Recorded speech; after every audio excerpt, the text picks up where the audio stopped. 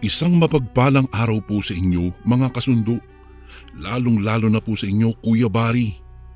Tawagin niyo na lang po ako sa pangalang Darwin. Nakatira dito sa lalawigan ng Bohol at ang edad ko po ngayon ay 35 na. Masugid niyo po akong tagapakinig, kaya naman naengganyo akong ibahagi sa inyo ang tunay na karanasan ng aking ama noong binata pa lamang siya. Naganap ang mga pangyayaring ito taong 1979. Ang edad ng ama ko po noong mga panahong iyon ay 19 pa lamang. Ayon sa kwento ng aking ama na si Dominador, inimbitahan sila ng kanyang mga pinsang sina Kanor, Pilo at si Eging ng kanilang katrabaho na si Tibong. Ayon umano kay Tibong, nalalapit na ang araw ng fiesta sa kanila, kaya inaya nitong pumunta ang aking ama kasama ang kanyang mga pinsan. Matagal na rin po kasing nilang kinukulit si Tibong kung kailan ito uuwi para isama sila. Gustong-gusto kasi nilang makita ang lugar na tinitirhan ni Tibong. Dahil sa pare-parehong binata pa lang sila noon, kaya walang pag-aalinlangang pumayag kaagad sila. Lumipas pa ang isang buwan at sabay-sabay na silang bumiyahe papunta sa baryo nila Tibong. Ayon sa ama ko, Kuya Bari, noong una ay sumakay sila ng tricycle. Pagkatapos ay ibinaba sila sa lugar na walang masyadong kabahayan. Pagkatapos po nilang magbayad sa driver ay naglakad na sila sa isang maliit na daanan na kasya lang ang 2 tao. Puro sagingan at talahiban ang gilid ng daanan, kung kaya kailangang hindi lalagpas sa 2 tao ang magsasabay sa paglalakad. Wika pa ng aking ama, liblib na ang baryo kung saan nakatira ang kanyang katrabaho, sa kadahilanang wala na silang nadadaanang kabahayan at puro mga nagtataasang puno na lang ang kanilang nakikita. Medyo may kalayoon pala itong baryo ni Paring Tibong, no? Wika ng aking ama. Oo, Paring Darwin. Kaya bihira lang ako umuwi sa amin kapag may trabaho ako sa bayan eh. Napakalayo kasi at isa pa nakakapagod maglakad dito. Tugon nito sa aking ama. Makalipas ang mahigit 1 oras at kalahati ay bumungad na sa kanila ang baryo kung saan nakatira si Tibong. Namangha ang aking ama nang masilayan niya ang ganda ng mga tanawin sa baryo ng kanyang katrabaho. Di mo naman sinabi, tol? Napakaganda pala dito sa inyo! Bulalas ng aking ama habang inililibot ang kanyang paningin sa paligid. Ang sabi pa ng aking ama, makikita mo ang mga naggagandahang tanawin sa baryo ni Tibong. Napapagitnaan kasi ng palayan ang mga kabahayan doon sa bungad at may malaking sapa naman sa di kalayuan na sa tingin ng aking ama ay malinis iyon at masarap languyan. Napapalibutan rin kasi ng mga naglalakihang puno ang sapang iyon na siyang nagbibigay ng lilim, kung kaya kahit tirik na ang araw ay hindi ka maiinitan kapag naligo ka sa sapa. Naku, huwag kang mabighani sa panlabas na kaanyuhan, tol. Akala mo lang maganda dito. Sambit ni Tibong. Dahil sa narinig ng aking ama, kaya napakunot-noo siya at tinanong ang kanyang katrabaho kung ano ang ibig sabihin niya. Ngumiti lang si Tibong sa kanya at binilinan silang magpinsan na mamayang gabi ay wag na silang lumabas ng bahay. Ha? Ano? Wag tayong lalabas ng bahay? Ay, kaya nga tayo nandito dahil pupunta tayo di ba sa sayawan? Reklamo ng pinsan ng aking ama na si Pilo. Ay nako, basta huwag kayong makulit no, makinig na lang kayo sa akin. Pupunta naman tayo sa sayawan eh. Huwag lang mamayang gabi. Delikado kasing lumabas mamaya dahil kabilugan ng buwan mamaya. Sagot ni Tibong. Ano naman ang koneksyon sa bilog na buwan sa sayawan? Tanong ni Kanor. Ay naku, isa ka pang makulit eh. Basta makinig na lang kayo. Huwag nang marami pang satsat. Anya ni Tibong habang patuloy pa rin silang naglalakad sa baryo. Nang naglalakad na sila ay napapansin ng aking ama na may mga pailan-ilang tao ang masamang nakatitig sa kanila. Yung iba naman, hindi sila nilulubayan ng tingin, kaya nakaramdam ng takot ang aking ama noon, Kuya Bari. Isipin mo naman kasi, yung tipong dadayo ka sa ibang baryo tapos tititigan ka ng masama ng mga nakatira doon na animoy may malaki kang atraso sa kanila. Di ka ba naman kakabahan yan? Hoy mga unggoy, tara na, bilisan nyo nga maglakad dyan. Wika ni Tibong sa aking ama.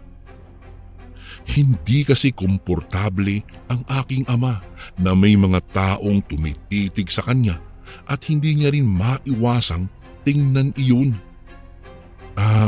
Sandali lang, huwag mo silang tingnan sa mata ha. Bulong ni Tibong sa kanila.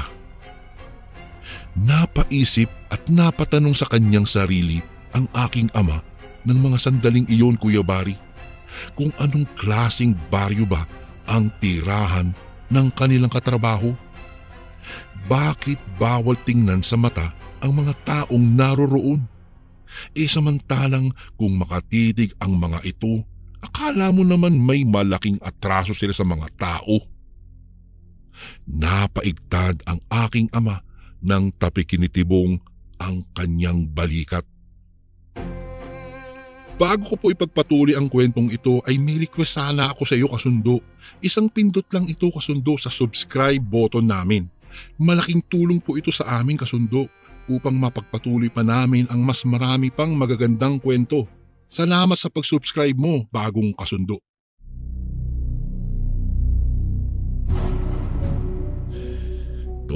Tol, nababasa ko ang nasa isipan mo. Tara, at sa bahay ko na lang ipapaliwanag kung anong klaseng baryong itong napasukan niyong magpinsan ha. Mabilis na naglakad silang magpinsan dahil nakaramdam na sila ng kakaiba sa mga taong naroroon. Hindi naman pusa nang huhusga sila sa mga nakatira sa baryong iyon, Kuya Bari. Kaya lang ay talagang hindi mo maiiwasang mag-isip ng kakaiba dahil na rin sa kinikilos ng mga ito. Noong makarating na sila sa bahay ni Tibong, ibang-iba ang presensyang nararamdaman nila sa loob ng bahay kaysa sa labas. Ayon kasi sa aking ama, Kuya Bari, maaliwalas at napakagaan umano ang presensyang nararamdaman nila doon sa loob ng bahay ni Tibong kaysa noong nandoon sila sa labas. Dahil tila ba may trahedyang nakaabang sa kanila kapag nandoon sila sa labas. Ipinakilala naman ni Tibong ang kanyang mga magulang. Doon napag-alaman ng aking ama na may lahi palang mga antingero at albularyo itong si Tibong. Dahil ang kanyang ama ay isang antingero at ang kanyang ina naman ay isang albularya. Pinaghanda naman sila ng pagkain kaya busog na busog talaga sila nang matapos silang kumain. Anya pa ni Pilo, Sulit na sulit ang mahabang paglalakad nila dahil masasarap ang mga pagkaing inihain sa kanila ng mga magulang ni Tibong. Kinagabihan, naririnig na ng aking ama ang mga tugtugan sa bungad ng baryo na tila ba nang iengganyo ang musika na pumunta sila doon sa sayawan. Mga iho, inumin nyo ito Wika ng ama ni Tibong sa aking ama at sa kanyang mga pinsan. Tinanggap naman nila ang tig-iisang basong may lamang tubig at hindi na sila nagtanong kung bakit iinumin nila iyon. Matapos nila inumin ang tig-iisang basong tubig ay may nalalasahan ang aking ama na tila kakaiba. Ayon sa kanya, Kuya Bari, hindi niya alam kung anong klaseng lasa iyon. Dahil hindi niya naman masasabing mapait iyon o mapakla o kaya ay maalat. Basta kakaiba daw ang tubig na ipinainom sa kanila. Maya-maya lang ay nagtaka ang aking ama dahil kanina lang ay halos nagkukumahog silang lumabas ng bahay upang pumunta doon sa sayawan dahil sa naririnig nilang napakagandang tugtugan. Pero bakit ngayon?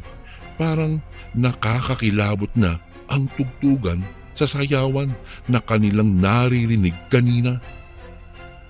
Animoy mga nag-iiyakang tao na at may halong umaalulong na aso.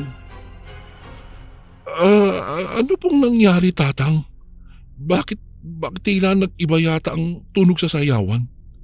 Tanong ng aking ama. Oo nga po, bakit ganyan yung tunog? Nakakatakot naman yan. Sinigundahan tanong ni Eging. Kaya nag-iba na ang tunog ng tugtog doon sa naririnig nyo kanina dahil iyon sa ininom yung tubig. May orasyon ang tubig na ibinigay ko sa inyo para hindi kayo mahipnotismo ng mga halang ang kaluluwang sumasamba sa kaliwa. Wika ng ama ni Tibong. Sinabihan pa sila noong sumilip sa bintana nang sa ganoon ay makita nila kung anong klaseng mga nilalang ang naroroon sa labas. Dagdag pang wika ng ama ni Tibong na huwag umano silang matakot dahil nilagyan niya ng isang tinatawag na sabulag ang buong bahay. Kaya kahit magpaikot-ikot pa sa kakahanap ang mga nilalang kung saan nagtungo ang mga dayong pumasok sa kanilang baryo, hindi sila nito makikita. Agad naman silang sumilip sa bintana. Noong nakasilip na sila, halos panawan na ng ulirat ang aking ama.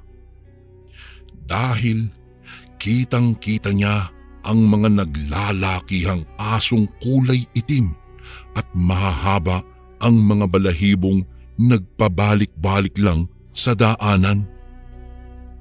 Ang malala pa, Kuya Bari, nakikita ng aking ama ang nakakakilabot na itsura ng mga asong iyon na animoy mga halimaw dahil sa naglalakihang mga mata na kulay pulang nagbabaga. Idagdag mo pa ang mga ngiping matutulis na animoy ngipin ng tigre. Isabay mo pa ang mga nag-uunahang pumapatak na salupang malalapot na laway ng lilalang. Aswang ang mga iyan. Kaya nga sinabi ko sa inyo na sa sunod na araw na tayo pumunta sa sayawan, di ba?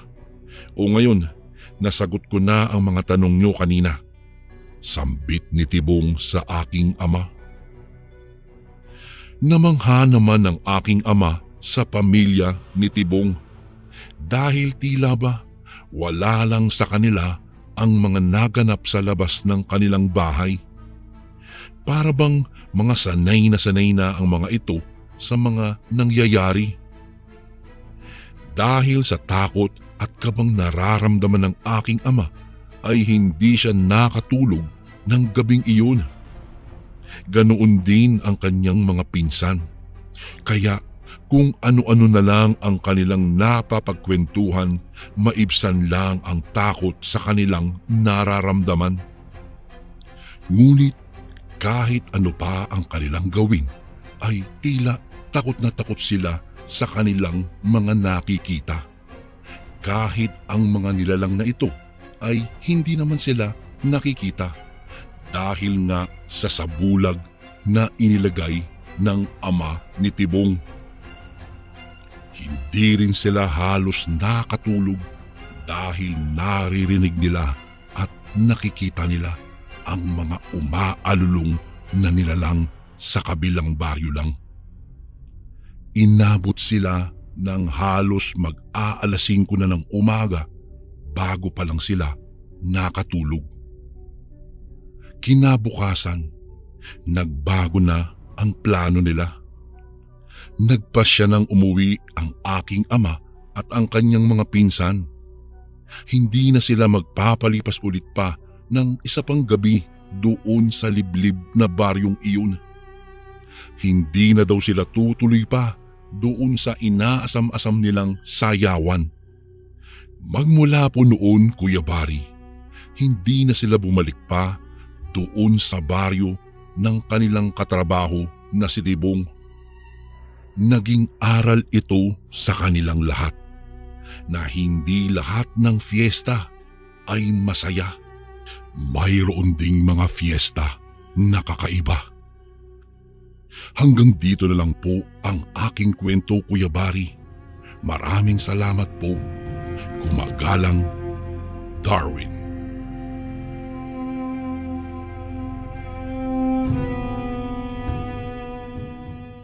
Magandang araw po, Kuya Bari, at ganoon din sa mga kasundo na walang sawang nakikinig sa inyong YouTube channel.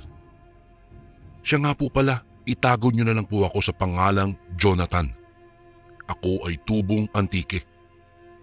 Kagaya ng iba, ay nais ko ring magbahagi ng aking kahindik-hindik na karanasan patungkol sa sinasabi nilang aswang. Doong bata pa lang po ako, mahilig talaga akong sumama kay Itay upang maghanap ng mga isda sa tabi ng dagat kapag gabi. Ginagawa namin ito tuwing hindi malalim ang tubig sa dagat. Nagdadala kami ng flashlight, maliliit na balde bilang sisidlan at mga kagamitan para sa panghuhuli ng mga isda. Inuulam namin ang aming mga nakukuha at minsan naman ay binebenta namin kapag marami-rami ang aming nahuling isda. Minsan nakakahuli kami ng mga maliliit na pugita at masayang-masaya na kami kapag nakakita kami ng pugita. Dahil siguradong mayroon na naman kaming ulam o di kaya'y ibebenta na naman kami. Isang gabi, niyaya ako ni Itay na maghanap daw kami ng mga isda at pugita sa dagat. Low tide kasi iyon, Kuya Bari, kaya naman hindi na namin sinayang ni Itay ang pagkakataong iyon. Nagdala na kami ng flashlight, sisidlan at panghuli. Hinihiling namin ni Itay na sana makarami kami. Mga 3 gabi na kasing kaunti lamang ang aming naiuwing isda. Nilinawan namin ang aming mga mata upang walang isdang makaligtas sa aming paningin. Ngunit sadyang madalang talaga ang mga isda noong gabing iyon. Tay, wala na siguro mga isda o pugita rito. Umuwi na lang po tayo. Tsaka inaantok na rin po kasi ako at tsaka malalim na ang tubig mamaya. Wika ko kay Itay. Napagod na rin kasi ako kakaikot habang hawak-hawak ko ang flashlight. Oo nga, Jonathan. Mukhang madalang na ang mga isda ngayon. Sige, umuwi na lang tayo at matulog. 9:00 na siguro ito. Sagot naman sa akin ni Itay. Napagdesisyonan naming umuwi na lang kami. Inaantok na rin kasi kami at napapagod na rin sa aming ginagawa. Makalipas lamang ang ilang minuto, naglakad na kami pauwi. Pagdating namin sa bahay, Kuya Bari, kinamusta kami ni Inay. Sinabi namin na kakaunti lamang ang aming nahuli. Naglinis na kami ng aming mga katawan at saka natulog. Kinaumagahan, tumungo si Mang Kaloy sa aming bahay. Nagkape siya at nakipagtsismisan kina Inay at Itay. Malapit sila kasi sa isa't isa. Masayang kausap si Mang Kaloy, kaya naman nawiwili sina Inay at Itay sa pakikipag-usap sa kanya. Oo nga pala, paring Ben, marami ba kayong nahuling isda kagabi? Tanong ni Mang Kaloy kay Itay. Ay naku, malas nga eh. Wala, kakaunti lamang nahuli naming isda. Wala rin kaming nakita kahit isang pugita. Ay, mukhang wala nang laman ng dagat, paring Kaloy. Sagot naman ni Tatay kay Mang Kaloy. Nasa tabi nila ako at nakikinig lamang sa kanilang usapan. Noong bata pa ako ay hindi talaga ako sumasali sa usapan ng mga matatanda.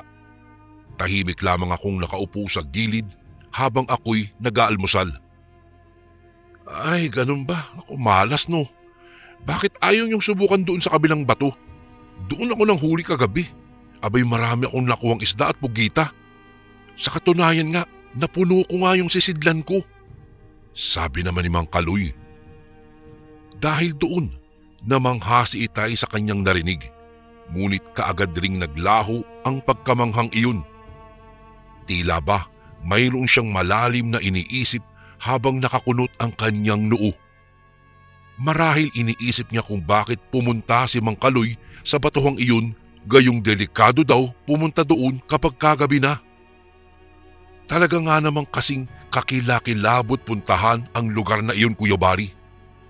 Ayon kasi sa kwento ng mga matatanda, inaaswang daw ang mga taong pumupunta roon kapag kagabi. Marami na rin kaming natanggap na balita mula sa ibang mangingisda na nakakita raw sila ng aswang na nakatuwad. Mukhang hindi raw ligtas na manghuli ng mga isda malapit sa batuhang iyon dahil parang tinatambayan ng aswang ang lugar na iyon.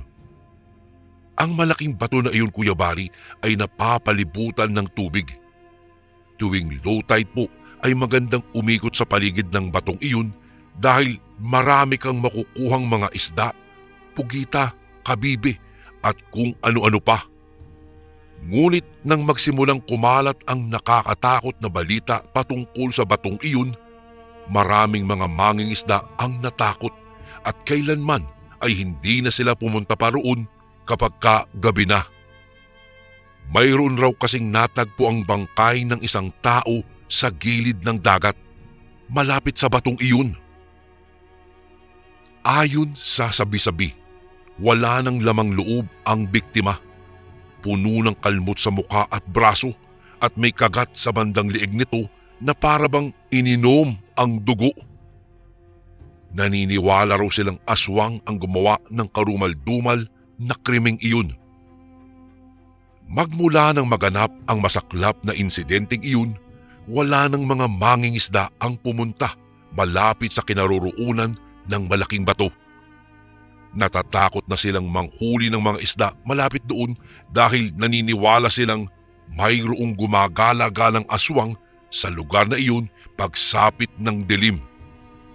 Subalit nagulat kami ni Itay nang sinabi ni Mang Kaloy na doon daw siya nang huli ng mga isda at naghanap ng mga pugita. Naku Kaloy, di ba delikado daw puntahan yun kapag kagabi? Yung doon sa malaking batong sinasabi mo. Eh bakit ka naman pumunta doon, Kaloy? Hindi ka ba natatakot sa sinasabi nilang aswang? Tanong ni Itay sa kanya. Napahagalpak naman ng tawa si Mang Kaloy dahil sa mga salitang sinabi ni Itay. Ano? Aswang? Aba, matanda ka na paring Ben, pero naniniwala ka pa rin pala sa mga sinasabi nilang aswang? Naku pare, hindi naman totoong mayroong aswang dito sa mundo. Huwag kayong maniwala sa mga sabi-sabi ng iba. Sagot naman ni Kaloy habang ito'y tumatawa. Mababa ka sa kanyang mga tawa at maging sa ekspresyon ng kanyang muka na talagang hindi siya naniniwala sa mga aswang. Naikwento rin ni Itay kay Mang Kaloy ang patungkol sa isang tao na naging biktima ng aswang. Ngunit kahit anong katatakutan ang sabihin namin sa kanya, hindi talaga siya naniniwala. Patuloy niyang pinanghahawakan ang kanyang paniniwala na walang aswang sa mundo. Nang sumunod na mga gabi, muli na namang tumungo si Mang Kaloy sa kabilang batuhan upang maghanap ng mga isda. Palaging puno ang kanyang sisidlan tuwing umuuwi siya. Marahil iyon ay dahil wala ng ibang mga tao ang nanghuhuli ng mga isda roon, kaya naman ay palaging marami ang mga isdang naiuuwi ni Mang Kaloy. 3 gabi na siyang pabalik-balik malapit sa batuhang iyon. Ngunit nagtataka kami sapagkat wala namang masamang nangyayari sa kanya. Nakakauwi pa rin siya ng ligtas. Walang kababalaghang nagaganap sa lugar na iyon ayon kay Mang Kaloy. Wala ring umaataking aswang. Masasabing ligtas si Mang Kaloy kapag tutungo siya roon kahit pa kalagitnaan na ng gabi. Tay, hindi naman siguro totoo na may aswang sa kabilang batuhan. Tingnan mo si Mang Kaloy. Wala namang masamang nangyayari sa kanya. Tsaka tingnan mo Itay, ang dami niya nahuhuling isda palagi. Paano kaya Tay kung doon na rin tayo maghanap ng mga isda? Wika ko kay Itay. Ngunit hindi pa man nakakasagot si Itay ay kaagad nang nagsalita si Inay. Aba, anong sinabi mo, Jonathan? Pupunta kayo roon ng ama mo? Naku, sabing delikado ngang pumunta roon kapag kagabi. Baka sunggaban na lang kayo ng aswang, kaya wag na wag kayong pupunta roon. Wika ni Inay. Pero Nay, wala namang pong aswang ang sumunggab kay Mang Kaloy. Totoo nga sigurong walang aswang doon. Pangangatwiran ko naman kay Nanay Gloria. Bakas sa reaksyon ng mukha ni Inay na hindi niya nagustuhan ang mga salitang aking itinuran. Naku, baka nakatsamba lang siya. Huwag kang pasaway, Jonathan. Huwag mong subukin ang alam mong ikakapahamak mo. Saway ni Inay sa akin. Noong mga sandaling iyon, Kuya Bari, ay abala sa paghahasa ng itak si Itay. Nakikinig lamang siya sa usapan namin ni Inay. Halos nagbabangayan na nga kami ni Nanay Gloria dahil gusto ko talagang tumungo sa kabilang batuhan. Subalit ayaw niya kaming payagan. Dahil sa aming ingay ay hindi na nakatiis si Itay. Tumingin siya sa amin at sumali na rin sa aming usapan. Huwag na nga kayong magbangayan dyan. Tama naman siguro si Jonathan. Hindi totoo ang mga aswang. Tira mo si Paring Kaloy nga. Hindi naman nakakita ng aswang doon. Sige, mamayang gabi, doon naman tayo maghahanap ng isda, anak. Wika ni Itay. Kumunot ang noo ni Nanay Gloria. Hindi niya nagustuhan ang sinabi ng aking ama. Natatakot siya na baka hindi na raw kaming makauwi ng buhay. Pinigilan kami ni Inay na huwag kaming pumunta sa kabilang bato. Isa kasi si Nanay Gloria sa mga naniniwalang delikado talaga ang lugar na iyon. Ngunit sa halip na sundin si Inay, mas pinili namin ni Itay na pumunta pa rin doon. Noong sumapit ang 6:00 ng gabi, inabangan namin ni Itay ang pagbaba ng tubig sa dagat. Nang magkaroon ng low tide, inihanda na namin ni Itay ang aming flashlight, sisidlan at mga panghuli sa isda. Dinala rin ni Itay ang kanyang matalim na itak upang magsilbi naming pangdepensa kung sakaling atakihin nga kami ng masasamang mga nilalang. Nasasabik na kaming makapunta roon at mapuno namin ang aming sisidlan kagaya ng kay Mang Kaloy. Binagtas na namin ni Itay ang kahabaan ng buhangin patungo sa lugar na iyon. May kalayuan sa amin ang kinaroroonan ng batong iyon. Subalit naglakad pa rin kami ni Itay patungo roon. Makalipas ang mahigit kalahating oras na paglalakad ay nakarating na rin kami roon. Kaagad kaming tumungo sa tubig, tangan-tangan ang aming flashlight. Kararating pa lang namin, ngunit nakakita na kami kaagad ng isang malaking isda. Walang mapagsidlan ang tuwang aming naramdaman ni Itay. Hindi namin pinalagpas ang malaking isdang iyon. Minaigi naming makuha iyon. Si Itay ang tagahuli, samantalang ako naman ang tagatutok ng flashlight. Muntika na sanang mahuli ni Itay ang malaking isda nang bigla kaming nakarinig ng kakaibang tunog. Tila ba mayroong umaalulong sa di kalayuan. Napatingin kami ni Itay sa gawing pinanggagalingan ng alulong na iyon. Wala namang kaming nakikitang tao. Hinayaan na lamang namin ni Itay ang tunog na iyon. Maya-maya ay muli na naman kaming nakarinig ng alulong. Naramdaman ko ang unti-unting pagkabuhay ng kaba sa aking dibdib. Naalala ko tuloy ang kwento ng mga matatanda sa aming lugar patungkol sa mga aswang. Nanindig ang aking balahibo. Maya-maya ay muling tumahimik ang paligid. Itinutok ni Itay ang kanyang flashlight sa di kalayuan. Nabigla kami nang magtama ang flashlight ni Itay sa buhangin na kung saan ay mayroong nakatuwad na nilalang. Mas lalong nanindig ang aking balahibo noong mga sandaling iyon, Kuya Bari. Itay, ano iyang nakatuwad na yan? Hayop po ba yan? Tanong ko kay Itay. Hindi ko alam, Jonathan. Alika, tingnan natin kung anong klaseng nilalang yun. Sagot naman ni Itay. Umahon na si Itay sa tubig at tumungo sa buhangin. Wala na akong nagawa kung hindi ang sumunod na lamang sa kanya. Ayoko sanang lumapit doon, ngunit natatakot din ako na mapalayo kay Itay. Dahan-dahan akong sumunod kay Itay. Damang-dama ko ang pangangatog ng aking mga tuhod.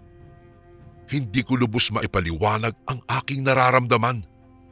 Tila ba nilalamon ako ng labis na kaba at takot. Nakatutok pa rin ang flashlight ni Itay sa nakatuwad na nilalang. Malapit na kami sa kinaroroonan nito. Tiningnan ko ng maigi ang nilalang na iyon. Napansin ko ang mahabang buhok nito. Tay, tao po ba yan? Parang babae siya, ang haba ng kanyang buhok. Sambit ko habang nakatitig ako sa nakalugay na buhok ng nakatuwad na nilalang. Napaisip ako, sa palagay ko ay iyon na nga ang sinasabi nilang aswang. Nakatuwad lamang ito at hindi man lang ito gumagalaw. Kumuha si Itay ng isang bato. Nagtaka naman ako kung anong gagawin niya sa batong iyon. Tay, ano pong gagawin niyo sa batong yan? Tanong ko sa kanya. Hindi man lang ako sinagot ni Itay na para bang hindi niya ako narinig. Nagulat na lamang ako sa ginawa ni Itay. Binato niya ang nakatuwad na nilalang at tumama ito sa bandang puwitan nito. Hindi ko inaasahan talaga ang tagpong iyon, Kuya Bari. Dahil sa ginawa ni Itay, mabilis na gumalaw ang nilalang. Wari bang nagulat ito sa ginawa ng aking ama. Mula sa pagkakatuwad ay tumayo ang nilalang na iyon at humarap ito sa amin.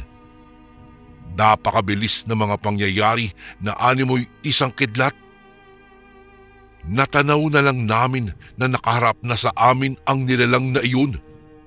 Galit na galit ang mga mata nito. Namumula ang kanyang mga mata na para bang nakasinghot ng ipinagbabawal na droga. Napasigaw ako, Kuya Bari, at napatakip ako ng aking mga mata. Ang kanyang muka ay kagaya ng mga aswang na nakikita ko sa TV. Magulo ang kanyang buhok, mahaba ang kuko at matutulis ang kanyang pangil. Takot na takot ako. Tila ba gusto ko na lamang maglaho noong mga sandaling iyon. Akala ko sa TV lang ako makakakita ng aswang, ngunit hindi ko akalaing matatanaw ko rin ito sa totoong buhay. Anak, takbo! Sigaw ni Itay sa akin. Batid kong nagulat din si Itay dahil sa kakilakilabot na mukha ng nilalang na iyon. Narinig ko ang mga yapak ni Itay palayo sa kinaroroonan ng aswang. Ilang beses siyang sumigaw na tumakbo ako, ngunit hindi ko po magawa-gawa. Parang naistatwa ako sa aking kinatatayuan. Pakiramdam ko ay mayroong mabibigat na kadena sa aking mga paa, kaya hindi po ako makaalis. Hindi ko ring nagawang sumigaw pa. Naramdaman ko na lamang na hinihila ako ng aswang at saka inatake. Tinangka niyang kagatin ng aking liig, ngunit sa mga sandaling iyon ay napasigaw na ako. Itay, tulungan niyo po ako! Takot na takot ako. Tila ba nawawala ako sa aking matinong pag-iisip? Ang buong akala ko ay iyon na ang aking katapusan sa mundong ito. Ngunit naramdaman ko ang unti-unting pagkalas ng aswang mula sa mahigpit na pagkakahawak nito sa aking liig. Maliwanag ang buwan noong mga sandaling iyong Kuya Bari, kaya tanaw na tanaw ko ang paligid kahit hindi ako gumamit ng flashlight. Nabitiwan ko na rin kasi ang flashlight dahil sa sobrang takot ko. Tumingin ako sa aswang. Nakita kong hila-hila ng aking ama ang mahabang buhok nito. Dahil doon, nahirapan ang aswang na kalabanin si Itay. Sinamantala ni Itay ang mga sandaling iyon at walang awa niyang hinila ang mahabang buhok ng aswang patungo sa mga bato. Halos nakasadsad na sa bato ang katawan ng aswang at parang nangihina rin ito. Nakasunod lamang ako kay Itay habang nangangatog ang aking mga tuhod. Hindi ko alam kung ano ang susunod na mangyayari. Umaangil na rin ang aswang dahil sa ginagawa ni Itay. Batid naming nasasaktan na ito. Nang manghina ang aswang, binitiwan na ng aking ama ang buhok nito. Ngunit ang buong akala ko, doon na magtatapos ang kanilang labanan. Ngunit nagulat na lamang ako nang biglang binunot ni Itay ang kanyang matalim na itak mula sa kanyang tagiliran. Tay, papatayin mo ba siya? Ang kampo ng mga demonyo ay hindi dapat pinapatakas. Pinapatay sila upang hindi na makapambiktima pa. Sagot naman ng aking ama sa akin. Pagkatapos niyang sabihin iyon, ay tinaga niya ang aswang. Tumama ito sa mukha nito na sinundan pa ng pagsirit ng dugo. Tanaw ko ang matalim na itak ng aking ama na may bahid ng dugo. Inihinto muna ni Itay ang pagtataga sa aswang. Hinayaan niyang namnamin ito ang hapdi at kirot mula sa dumadagundong sugat nito. Tanaw na tanaw ko ang galit sa mukha ng aking ama. Tumahimik lamang ako. Nakatayo ako sa buhangin habang inaabangan ang susunod na mangyayari. Maya-maya, nagulat ako dahil biglang nagpalit ng anyo ang babaeng aswang. Naging isa itong malaking aso. Tiningnan ko ang mukha ng aking ama. Bakas sa ekspresyon ng kanyang mukha ang pagkagulat na wari bang hindi niya inaasahan na bigla na lamang magpapalit ng anyo ang aswang. Napasulyap ako sa malaking aso. Inisip ko na baka susunggaban niya kami ni Itay. Kaagad namang inihanda ng aking ama ang kanyang itak kung sakaling susugurin kami ng aso. Ngunit nakahinga kami ng maluwag dahil imbis na sunggaman kami nito ay mabilis na kumaripas ng takbo papalayo sa aming kinaroroonan ang asong iyon. Tila ba natakot ito sa matalim na itak ng aking ama. Noong wala na ang nilalang, binagtas namin ang daan sa gilid ng dagat pauwi na sa aming tahanan. Nang makarating kami ay kaagad naming ikinuwento kay Inay ang pangyayari tungkol sa aswang na nakaengkwentro namin ni Itay. Galit na galit ang aking nanay dahil sa kanyang narinig. Ang titigas daw kasi ng aming ulo. Ngunit masaya pa rin siya dahil nakauwi kaming buhay ng gabing iyon. Kinaumagahan, nakatanggap kami ng balita sa aming lugar na meron daw disgrasyang nangyari sa asawa ni Mang Kaloy. Nakita raw ng aming mga kapitbahay ang mukha nito na mayroong benda habang ito'y nag-iigib ng tubig. Tila parang mayroon daw sugat ito sa kanyang mukha na pilit pa raw tinatakpan ng buhok ang malaking hiwa sa mukha nito. Tinanong niya raw kung ano ang nangyari. Ngunit hindi raw ito sumasagot na tila ba mayroon itong matinding lihim. Nagtaka sila kung bakit nagkaroon ng sugat ang mukha nito, gayong wala namang itong kaaway sa aming lugar. Malabo namang sinaktan ito ni Mang Kaloy dahil kilala namin si Mang Kaloy bilang isang mabait at mapagmahal na asawa. Dahil doon, napag-isip-isip namin ni Itay na ang aswang na nakaengkwentro namin sa kabilang bato at nataga ni Itay sa muka ay walang iba kung hindi ay ang asawa ni Mang Kaloy. Kaya pala hindi inaaswang si Mang Kaloy kapag ka nanghuhuli siya roon ng mga isda dahil asawa niya pala ang aswang. Bulong ko sa aking sarili. Hinayaan na lang namin ang asawa ni Mang Kaloy dahil wala rin naman kaming konkretong pruweba na siya nga ang aswang. Napapansin din namin na hindi na pumupunta pa si Mang Kaloy sa aming bahay. Mas lalong naging malakas ang aming paniniwala na aswang nga ang kanyang asawa. Hindi na namin ipinagkalat pa sa aming lugar ang tungkol sa nangyari sa amin. Patuloy pa rin kaming nakakarinig ng mga usap-usapan nila sa mga tao na nagtataka daw kung bakit may malaking sugat sa mukha ang asawa ni Mang Kaloy. Napansin din ng aming mga kapitbahay na hindi na lumalabas ang babaeng iyon. Hindi na ito nakikipagtsismisan sa aming lugar. At lumipas lamang ang ilang araw. Nabalitaan na lang namin na lumayas na sa aming lugar ang pamilya ni Mang Kaloy kasama ang asawa nitong aswang. Magmula noon, wala nang nambibiktimang aswang sa kabilang bato pagkagat ng dilim. Sa ngayon po, Kuya Bari, wala na kaming balita kung nasaan na sila. Natutuhan ko mula sa aking karanasan na kahit gaano pa tayo kalapit sa isang tao, mayroon talagang mga sikreto tungkol sa kanilang pagkatao na hindi pa natin nalalaman. Kaya naman dapat tayo mag-ingat sa mga taong ating nakakasalamuha. Habang nagdaan ang mga araw, nanatili sa aming isipan ang alaala ng nakakatakot na pagkikita namin sa aswang na iyon. Nagpatuloy kami sa aming buhay, nangingisda sa tabi ng dagat, ngunit ang kwento ng gabing iyon ay patuloy na umiikot sa aming mga usapan. Ang pag-alis ni Mang Kaloy kasama ang kanyang asawang aswang ay naging babala sa mga lokal. Nag-umpisa ang mga tao na maging maingat sa kanilang paligid na nauunawaan na kung minsan ang mga bagay na ating kinatatakutan ay hindi lamang mga kwento. Para sa akin, Kuya Bari, at kay Itay, itinuro sa amin ng gabing iyon ang isang mahalagang aral. Napagtanto namin na ang kadiliman ay maaaring magbunyag ng mga lihim na nakatago sa harap natin.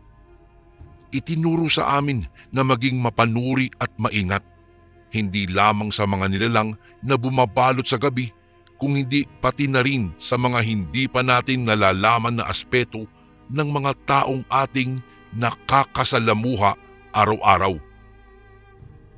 Nagpatuloy kami sa aming paglalayag sa dagat, ngunit may bagong pag-iingat na bumalot sa amin. Tinitiyak namin na mag-iingat kami palagi, hindi lamang sa tubig kung hindi pati na rin sa teritoryo ng mga lihim ng tao. Kuya Bari, dito ko na po tatapusin ang aking kwento. Sana po mapili niyo rin po itong basahin sa mga darating na araw. Lubos na gumagalang, Jonathan.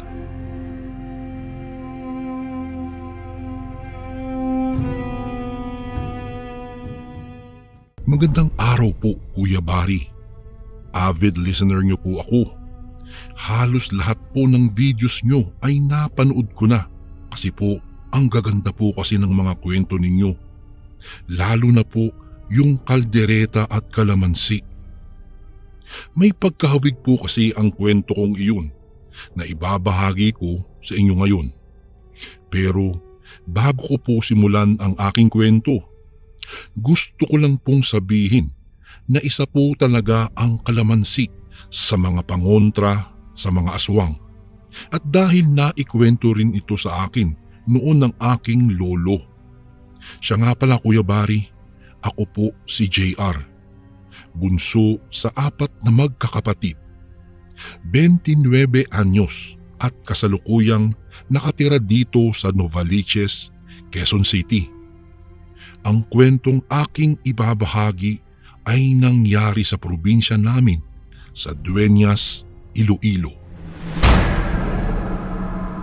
Halos nasa 80% ng mga tao sa amin ay naniniwala sa mga aswang.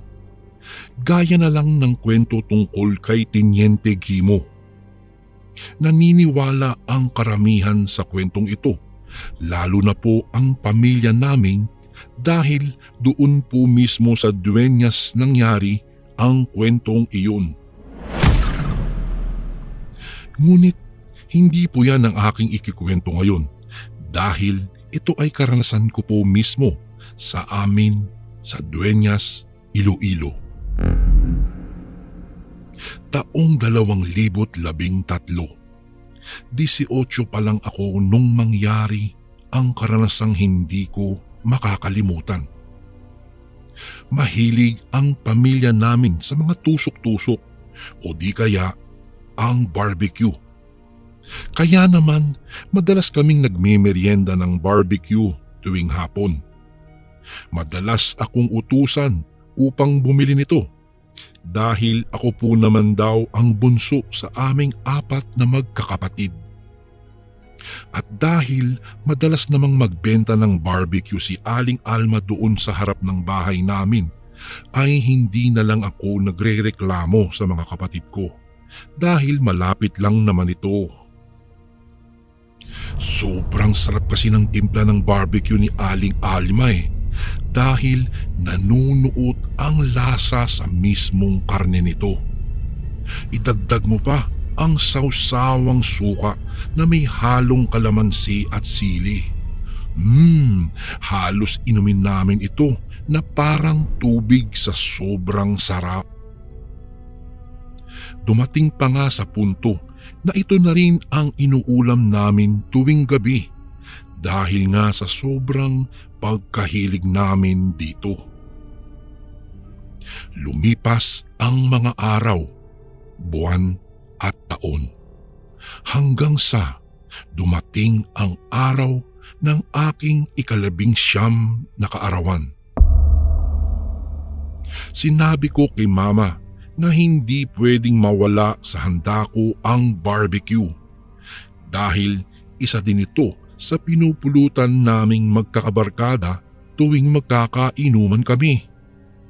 Naalala ko pa nga nun, Kuya Barry, inutusan ako ni Mama na pumunta na lang ako sa palengke para bumili ng hilaw na karne upang i-marinate ang karne para mas malinamnam na ang lasa kapag iihawin na ito.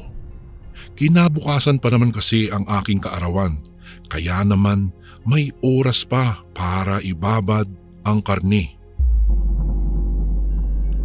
At hindi nga nagtagal, pumunta na ako doon sa palengke upang bumili ng karne.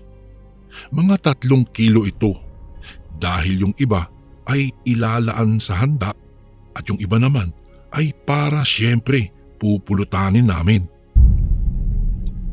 Nung nakabili na ako ng karne ay may nakita akong matandang nagbebenta ng barbecue doon mismo sa tapat ng pinagbilhan ko ng karne sa palengke.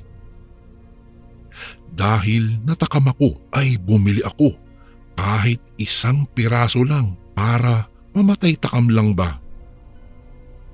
Nang matikman ko ang barbecue na tinda ng matandang babae ay masarap naman ito, pero hindi gaya ng benta ni Aling Alma na masarap pati ang sausawan. Yung kasing sausawan ng matanda sa palengke ay walang kalasa-lasa. Ganun pa man ay masarap naman ang pagkakamarinig nito dahil nanunuot sa karne ang lasa kahit walang sausawan. Pagka-uwi ko ng bahay ay agad namang minarinate namin ang karne.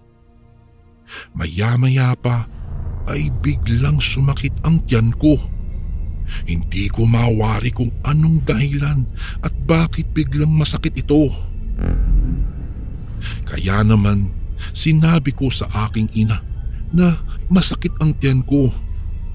Pero sinabihan lang ako ng aking ina na maya-maya lang daw ay mawawala rin iyan. Kaya naman hinayaan ko na lang muna, Kuya Bari.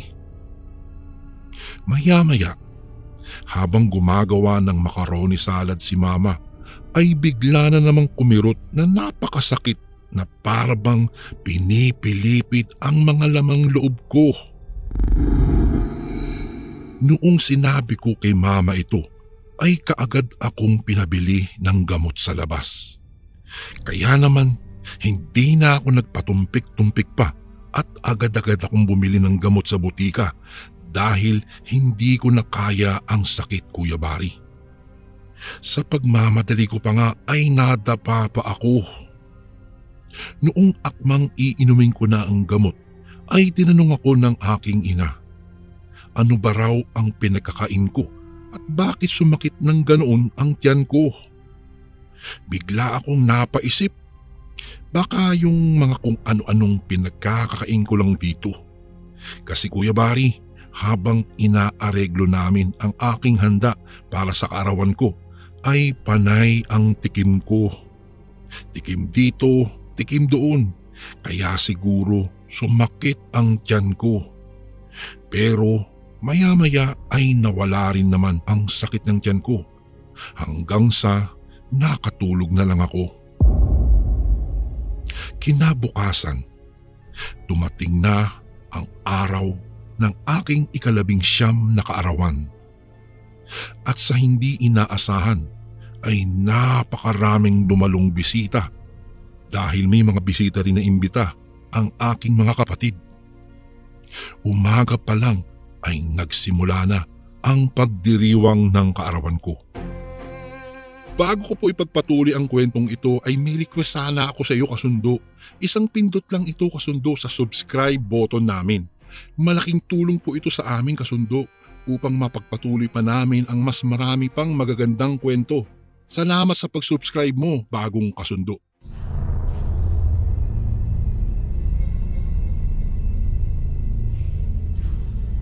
May mga nagpuntang mga vendor na nagbebenta ng drumstick na ice cream. Meron din ng mga tusok-tusok na fishball, kikiam at chicken balls. Uso kasi sa lugar namin kapag may handaan ay may mga dumadayong vendor upang magbenta. Ang mga bata kasi doon ay madaling mauto sa ganitong mga paninda, kaya naman napapabili talaga ang mga magulang nito. Pero ang pinagtataka ko lang, Kuya Bari, may nakahilerang nagbebenta ng barbecue.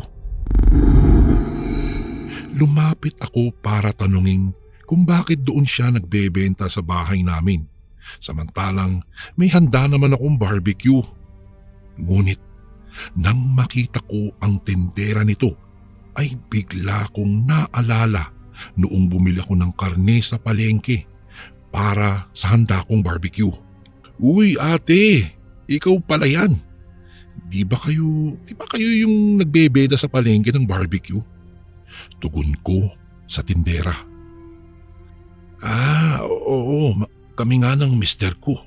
ang nagbebenta doon sa palengke. Mahilig kasi kaming mag-ikot-ikot habang nagbebenta at naghahanap rin ng mataong lugar. Nagkataong maraming tao dito kaya dito kami pumuesto. Naku ate, baka wala ka ring mapagbentahan dito ngayon kasi marami akong handang barbecue. Birthday ko kasi. Kung naaalala mo kahapon noong bumili ako sa iyo, meron akong dalang 3 kilong baboy doon. Yun po ang ginawa naming barbecue ngayon. Muli kong wika sa kanya. Naku, pasensya na iho. Hindi ko kasi alam na may handa ka palang barbecue. O siya, kami mag-iikot-ikot muna at aalis na kami dito. O di kaya sa palengke na lang kami magbebenta. Sagot ng aling tindera ng barbecue. Maya-maya pa, noong akmang aalis na sila, ay nakonsensya ako. Inalok ko silang mag-asawa na kumain muna sa bahay bago sila umalis.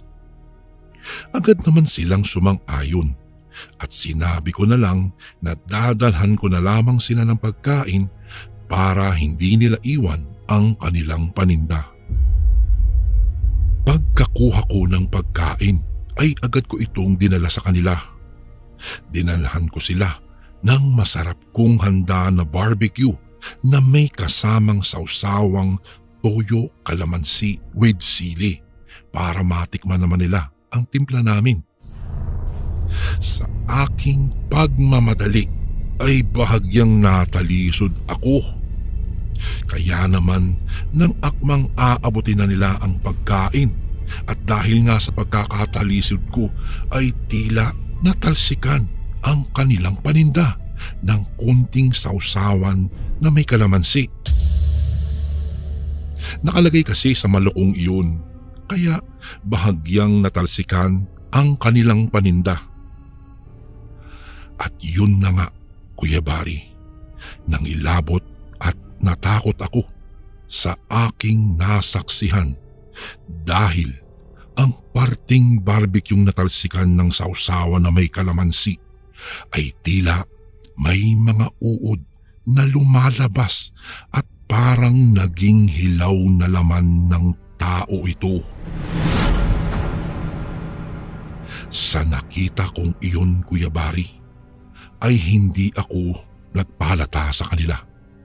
Ngunit napansin ng mag-asawa na natalsikan iyon ng bahagya. Kaya't nag-alala ang mga ito. Agad tinakpan ng asawa nito ng isang plastic cover para hindi mahalata. Maya-maya pa'y naisip kong bigla na kaya siguro sumakit ang tiyan ko ay dahil sa nakain kong paninda nila. Dahil sa takot ko ay agad akong nagpaalam sa kanila. Pagpasok ko ng bahay ay agad kong tinawag ang aking ina upang ikwento sa kanya ang aking nasaksihan. Inilahad ko sa kanila na kaya pala sumakit ang tiyan ko noon ay dahil ang binenta sa akin ng matanda ay mga bulok na at may lumalabas na uod pa. Pero noong nabanggit ko sa aking ina na kaya lumabas ang mga uod ay dahil natalsikan ito ng sausawan na may kalamansi na ginawa namin. Kaya mas lalong nag-alala at nabigla ang aking ina. Dahil sa narinig ng aking ina ay bigla niyang naalala ang aking lolo. Sabi ng aking ina na aswang pala ang dalawang iyon. Dahil daw iyon sa kalamansi, kaya nagbago ang anyo ng kanilang paninda. Kaya naman nang puntahan na namin ang mag-asawa sa labas, ay wala na ang mga ito. Simula noong nangyari iyon, Kuya Bari, ay hindi na ako pinabibili ni Mama kung saan-saan, lalo na dito sa lugar namin. Dahil talamak po talaga ang mga aswang dito. At sinabi rin ng aking ina na tuwing may bibilhin ako ay huwag ko raw kalimutang patakan ng kahit kaunting katas ng kalamansi dahil lalabas raw ang tunay na anyo nito sa katas ng kalamansi. At sa mga hindi pa po nakakaengkwentro ng mga aswang, malamang ay hindi po talaga kayo maniniwala. Kahit ngayong modernong panahon natin ay meron pa rin ang mga ito. Dahil ang iba sa mga ito ay mga marunong na ring mangkulam. Kaya lagi po kayong mapagmatyag. Hindi nyo alam, aswang na pala ang katabi nyo. Hanggang dito na lang po ang aking kwento. Sa susunod ko na lang po ikikwento ang karanasan ng aking lolo tungkol din sa mga aswang. Muli po Kuya Bari, maraming salamat po sa pagbasa nyo ng aking email. Gumagalang, JR.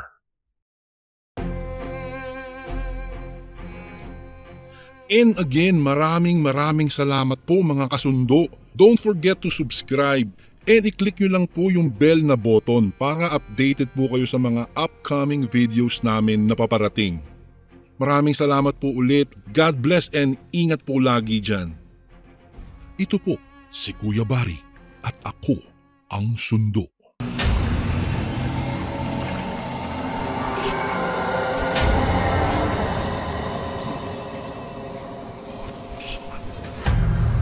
Ang sundo.